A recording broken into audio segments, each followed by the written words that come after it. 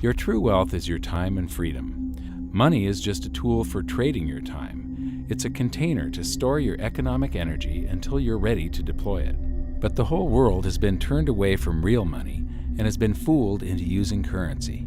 A deceitful impostor that is silently stealing your two most valuable assets, your time and your freedom. Welcome to the rabbit hole. We are entering a period of financial crisis that is the greatest the world has ever known.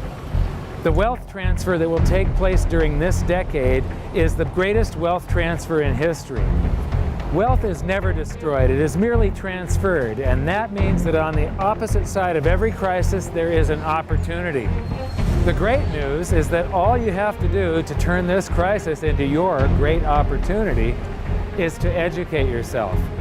I believe that the best investment that you can make in your lifetime is your own education.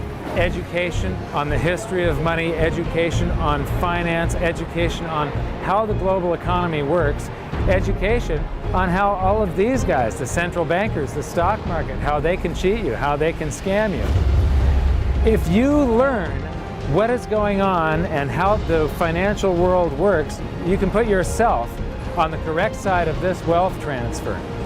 Winston Churchill once said that the further you look into the past, the further that you can see into the future. This program is all about creating your own crystal ball, being able to gaze into the future, being able to change this crisis, the greatest crisis in the history of mankind, into your great opportunity.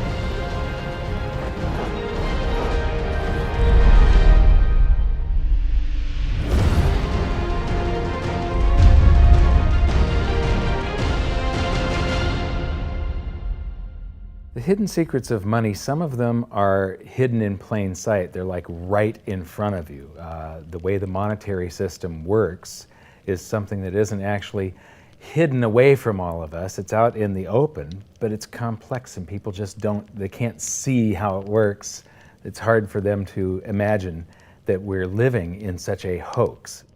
Others are meant to be secret, but the truth is slowly coming out, like the Federal Reserve being a private corporation and not really part of the US government. But when I started studying this, what I found was that there was no place that I could point people to where they could get it all in one spot. And so I basically decided to write my book about it and consolidate monetary history, economics, the markets, fundamentals of gold and silver. There's a lot of smoke and mirrors in economics, and I've sort of made it my job to lift the fog for people.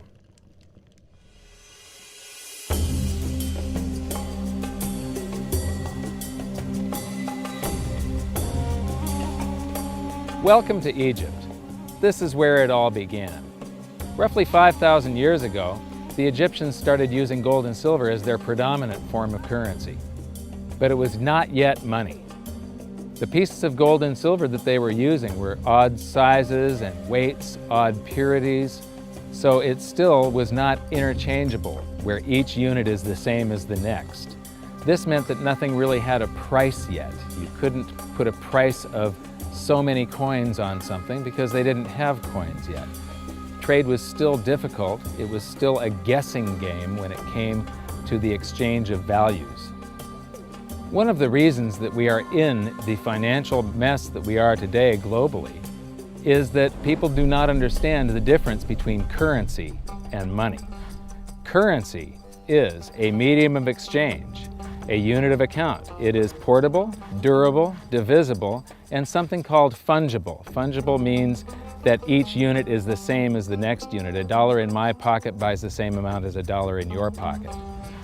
Money is all of those things plus a store of value over a long period of time. Even financial planners, bankers, your accountant, they don't understand the difference between currency and money. The currency in your pocket is a medium of exchange. It's a unit of account because it's got numbers on it. It's somewhat durable, it's portable, it's divisible in that you can make change, and it's fungible. $1 in my pocket buys the same amount as $1 in your pocket. But because governments can print more and more and more of it, and dilute the currency supply, it's continually transferring wealth out of your pocket, out of your bank account, to the government and to the banking system. The reason that gold and silver are the optimum form of money is because of their properties. It's an easy medium of exchange because gold and silver store a large amount of value in a very small area.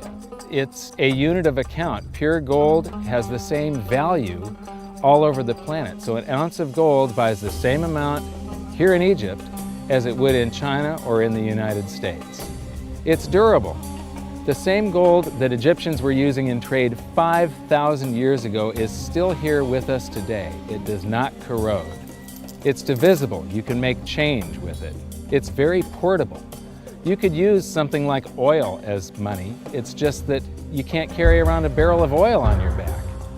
It's fungible. Pure gold is the same wherever it is on Earth. Pure silver is the same wherever it is on Earth. It's limited in quantity. That's the reason that it maintains its purchasing power. Governments cannot print it. Over the last 5,000 years, only gold and silver have maintained their purchasing power. There have been thousands upon thousands of fiat currencies, currencies that are unbacked by gold or silver, and they have all gone to zero. It's a 100% failure rate. Well, fiat currency, of course, is a currency that exists at the dictate or by fiat from a government. You say they have their printing presses, and the paper money rolls off the printing presses. And then they give it the fiat designation, which makes the currency official. It's just worthless paper. But when Ben Bernanke gives it the special sign, and they have the cult meeting at the Federal Open Market Committee meetings, it suddenly becomes currency. If you look at what's really going on, it's a con game. And so there's confidence. Well, the Federal Reserve is very forthright about what they're doing. If you read their websites, they'll tell you it's a confidence game. They tell you that there's no intrinsic value in their money. They'll tell you that they print it backed by absolutely nothing. They actually display all these facts. But if you tell somebody in the public that this stuff is created out of thin air, there's no backing whatsoever, it's absolutely worthless, it's about as valuable as monopoly money, they'll look at you like you're nuts. Is there an example throughout history of a fiat currency, a piece of paper that's unbacked by anything, surviving? Short answer, no. Long answer, no. And here's why. When Addison Wiggin took over at the Daily Record, when they got cranked up, Bill Warner asked him to catalog all of the fiat currencies throughout history and what happened to each of them. Addison dutifully went to work. Within a short period of time, he had gone through the alphabet. All the fiat currencies that started with the letter A were done. They all went to zero. He was halfway through the letter B, and all the fiat currencies that started with the letter B, and there were 600 of them in just the first letter and a half of the alphabet, and every single one of them went to zero.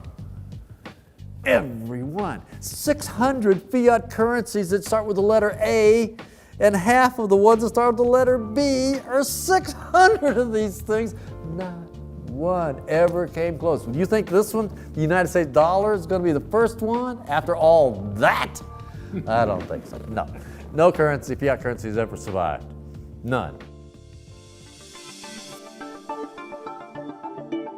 The thing about money is there actually is a fairly well accepted definition of what money is. The question is, as you apply that definition to particular things that people claim to be money, do they fit the definition? We'll just take the paper dollar, for example. How well does it perform those functions? Well, store of value. The dollar has lost 95% of its purchasing power since the creation of the Federal Reserve in 1913. So not very good as a store of value.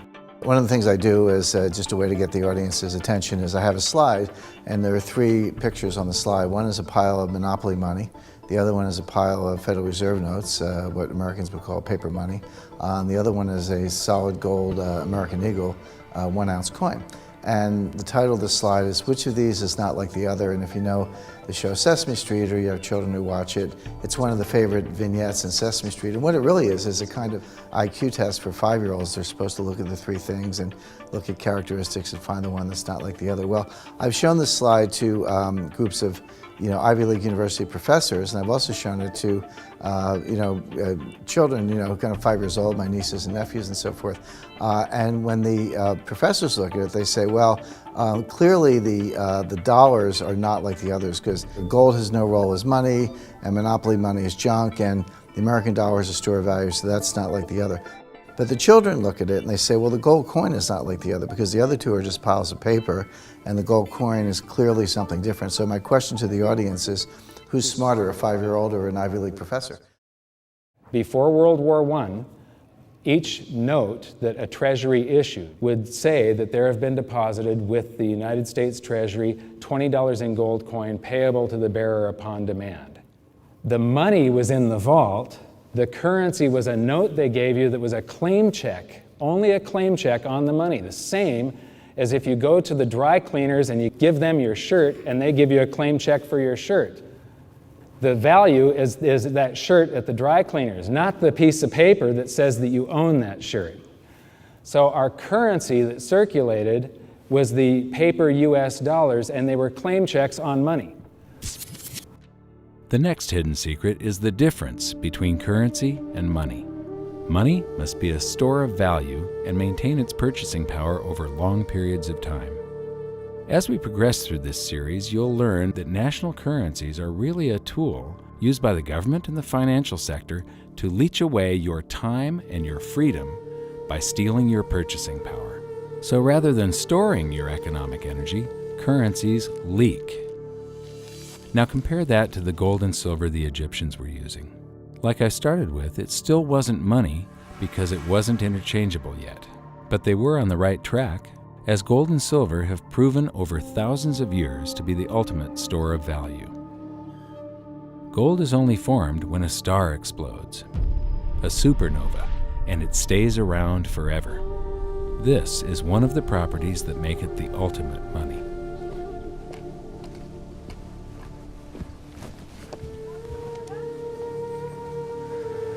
People are amazed that after 5,000 years, the pyramids are still here. But what I'm more amazed at is that the currency that the people that built this were using, that currency, that gold and silver that they were using in trade on a daily basis, is still around today. It may have been melted down and re-refined, and it's in a coin or a bar or in some piece of jewelry, but it's still with us today, and it still purchases something. Yes, it is the ultimate money because there is nothing else even in the same league. It's divisible, it's permanent, it's a store of value, it's a unit of account. It's got everything you want out of money, but it doesn't go away and it can't be increased. That is what makes gold the most beautiful money of all. What more could you ask out of a money? It keeps governments under control. You can maintain a solvent system. Governments don't like gold at present because they're getting away with the fiat currencies, and they'll do everything they can to discredit it as an asset class. I mean, my goodness, gold has outperformed the Dow Jones Industrial Average in each of the last 7 years, yet it's not considered a legitimate asset class. Why? Again, it's the fear that maybe gold will be imposed on the system, that it will constrain government ability to spend beyond its means. They can't print it. They can't print it, no. The proper definition of inflation, I use Milton Friedman's definition. Inflation is an expansion of the currency supply. Deflation is a contraction of the currency supply. If you expand the currency supply, eventually prices will rise. And if you contract the currency supply, eventually prices will fall. This is a pool, but it's not a pool of water. This is the currency pool. And these are prices. And if you expand the currency supply, prices like a sponge in water have to rise to suck up the excess currency. Governments never stop printing more currency and adding currency to circulation. Therefore, prices keep on going up, not because the stuff that you're trying to buy is changing. The real estate doesn't change. What has changed is the currency purchases less and less. It's the currency going down, not prices going up. The truth is, what we have that makes our world work right now is a big story. None of it's real. It's all just promises. And if you think about it, that's how currency began to work in the beginning. You know, before we had currency, we had barter. I'll give you 3 coconuts and you give me 4 fish, because that's kind of a fair exchange on coconuts to fish. But that got complicated, so we had to invent this thing called money to be a divisible, portable medium of exchange. And the challenge is that we lost that a long time ago, when we lost having things of value be our currency, and now we have this thing called numbers and accounts. But trust me, it is not real. It's a big made-up story. One of the biggest make-believe stories ever is called quantitative easing, which sounds complex, but it's really just a smoke and mirrors term for currency creation. QE started with the banking bailouts back in 2009. This currency was created out of thin air and then given to the banks, who paid themselves record bonuses in reward for crashing the world economy. This is a global phenomenon, but all you have to remember for now is that whether it's QE bailouts or stimulus programs, these are all just voodoo, hocus-pocus terms for increased currency creation. I believe gold and silver will reassert themselves as money. And when they do, there just isn't enough, and their purchasing power is going to go up many, many, many times. Egypt is an amazing place. There's a franticness about it, and utter chaos, especially like the traffic. But when it comes to like all of the merchants that are trying to get every last dime out of you, you get fleeced to the point where you come back with an empty wallet. But you know what? They're amateurs compared to Wall Street. In the past several years, I've spoken in many countries about the crisis that's coming, and a lot of people think that they're going to be okay in their country, that it's only going to happen to the United States or maybe the United States in Europe. But what they don't realize is that this is a global phenomenon. I got to show you something here. This is base currency in the United States. This is the number of paper dollars that exist, basically. It took 200 years to go from no dollars in existence to 825 billion. And then we had the bailouts, and then we had QE1, quantitative easing 1, then QE2, and then we had QE3, and then QE4, and then soon we're going to have QE57 and QE382. And it isn't just here. This is what the Canadian currency supply looks like.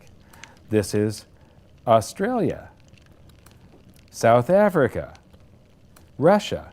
Now, this starts out in just the year 2001, and this is like 18 times more currency in existence in a little over a decade. Here's Singapore, same story. Look at that, since the crisis, just bam. India, China, every government on the planet is doing this insane deficit spending and expanding their currency supplies, doing bailouts. And history shows that there is no example of this turning out well. It is sometimes amazing that we haven't experienced more inflation than we have. If they keep expanding the money supply so vastly, why aren't our prices growing faster than they really are? And the answer is that a good chunk of the money that the Fed created has been shipped overseas. I remember early in my research, I heard this expression that the Americans have exported their inflation. I thought, what is that? How can you export your inflation? Put it in a box and send it out? What do you do?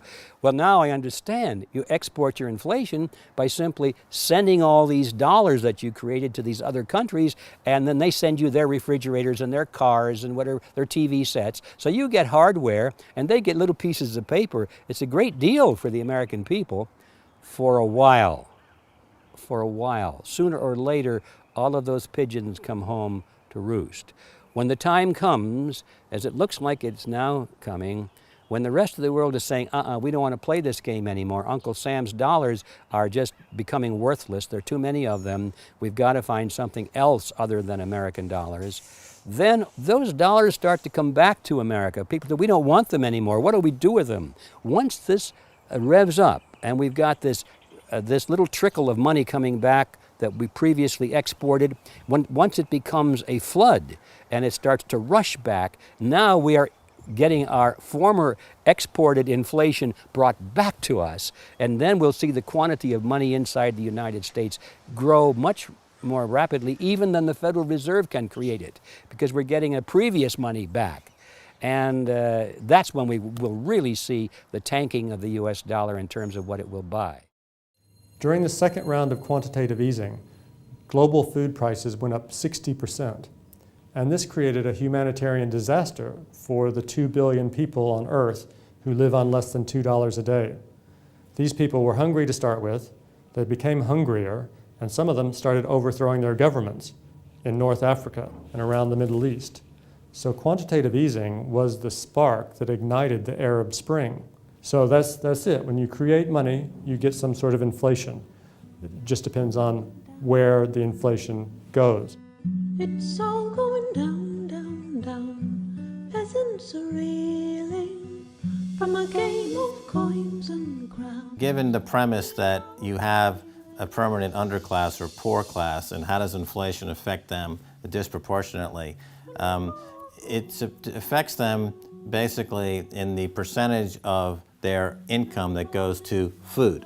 And we see this as a ratio, and we know that there are some danger points. For example, in Egypt recently, once that ratio got to 40% of income going to food and the price of food rising due to inflation, when it got to 40%, that's historically a point where people actually stage a revolution. That's exactly what we saw. The French Revolution, similarly, was all around the price of food getting to a certain critical point where people simply, the risk-reward for revolution was favorable toward revolution.